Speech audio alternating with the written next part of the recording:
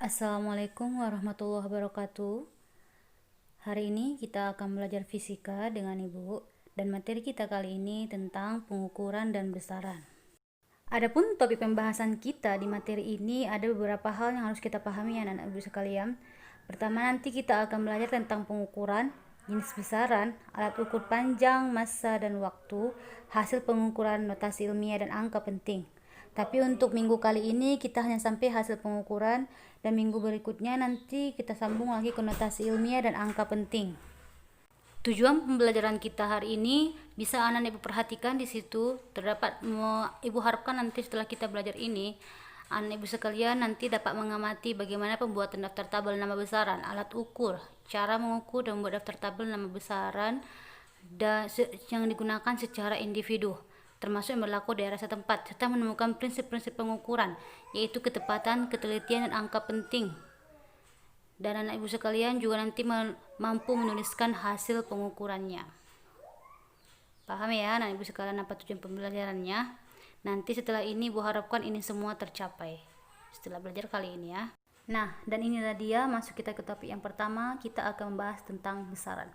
Besaran dalam fisika adalah suatu yang dapat diukur dan dinyatakan dengan angka atau kuantitatif.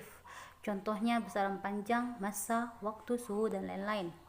Dan berdasarkan itu, berdasarkan satuannya terbagi menjadi dua. Pertama kita sebut dengan besaran pokok. Besaran pokok adalah besaran yang sudah ditetapkan terlebih dahulu oleh para ahli. Ada 7 besaran pokok tampak di tabel. Ini merupakan tetapan ahli. Jadi Ibu harap anak-anak Ibu sekalian hafal ini yang 7 besaran ini, karena ini nanti ada kaitannya dengan kita memahami besaran turunan setelahnya. Ini dia besaran turun yang Ibu maksud. Jadi besaran turun itu yang kedua ini adalah besaran yang diturunkan dari besaran pokok. Perhatikan di tabel ada contoh beberapa besaran turunan. Pertama perhatikan luas. Luas itu di matematika itu kan artinya luas panjang kali lebar ya. Cuman di penjabarannya lebar itu juga menunjukkan panjang. Jadi panjang dikali panjang, satuannya menjadi meter kuadrat. Panjang tadi adalah besaran pokok kan? Makanya jadi besaran turun ini dia itu diturunkan dari besaran pokok. Volume juga seperti itu. Massa jenis juga. Massa jenis massa per volume. Massa kan besaran pokok. Volume kita tahu panjang kali panjang kali panjang. Makanya satunya menjadi kilogram per meter pangkat 3. Begitu dengan kecepatan dan percepatan. Kecepatan panjang per waktu. Panjang tadi besaran pokok kan? Dan waktu juga besaran pokok kan? Jadi artinya besaran turun ini adalah penurunan dari besaran pokok. Begitu ya.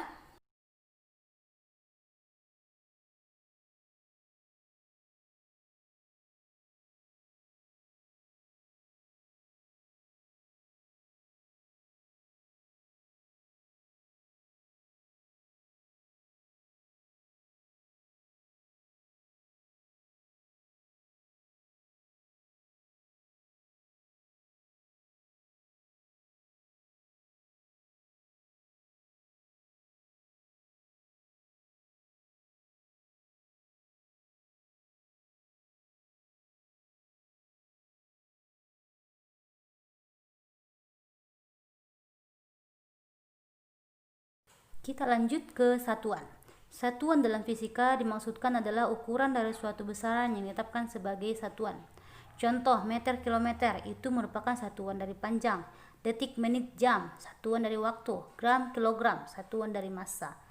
Ya, jadi satuan ini juga terbagi menjadi beberapa. Sistem satuan ada dua macam, sistem metrik dan non metrik. Metrik MKS dan CGS. MKS singkatan dari meter kilogram sekon, CGS cm gram sekon. Non metrik atau sistem British. Jadi kan nanti di British atau Inggris itu kan kita kalau mengukur panjang bisa jadi ke kaki, feet gitu ya kan. Maka nanti ada non metrik yaitu sistem British. Dan juga ada disebut dengan sistem internasional. Jadi satuan ini yang paling banyak dipakai yaitu satuan secara internasional, berlaku secara internasional juga. Oke, kita lanjut ke dimensi. Dimensi dalam fisika diartikan sebagai cara besaran itu tersusun oleh besaran pokok.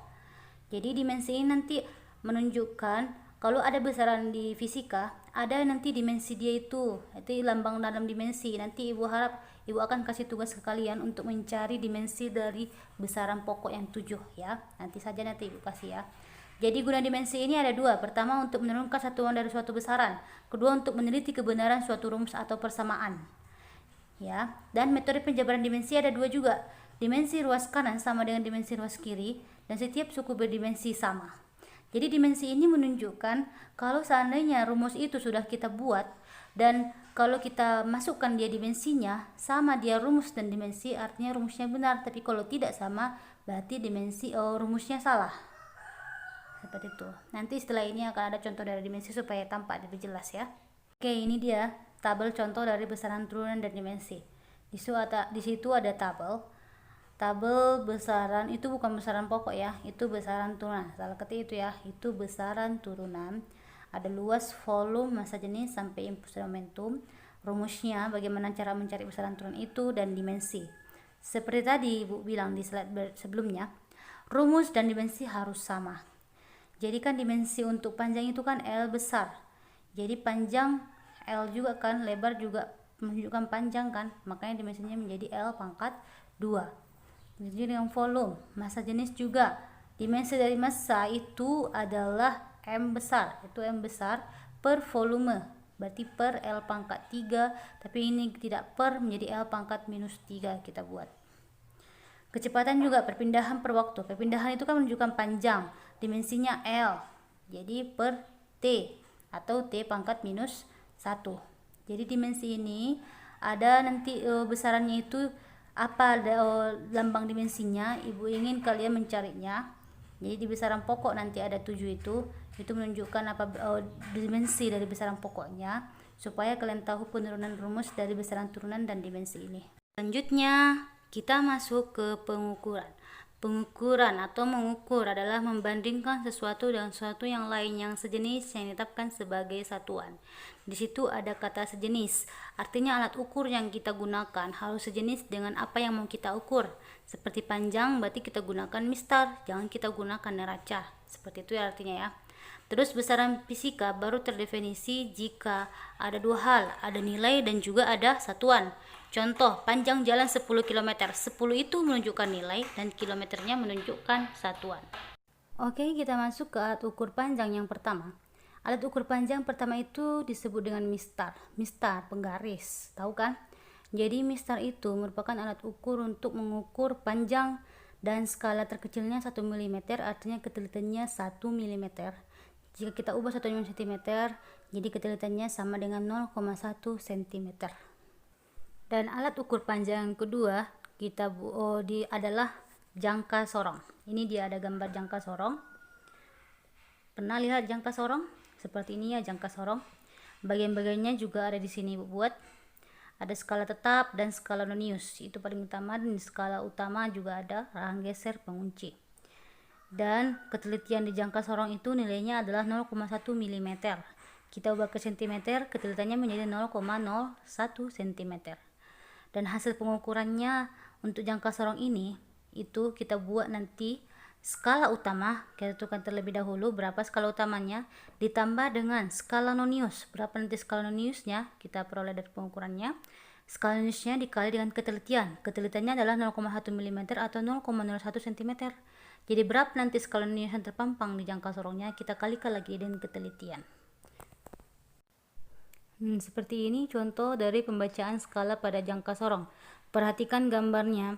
Ada di situ dua yang Ibu lingkari, artinya ada dua kita titik poinnya. Pertama kita tentukan terlebih dahulu skala utamanya, lalu kita tentukan skala nonius. Skala utamanya, menentukan skala utama caranya.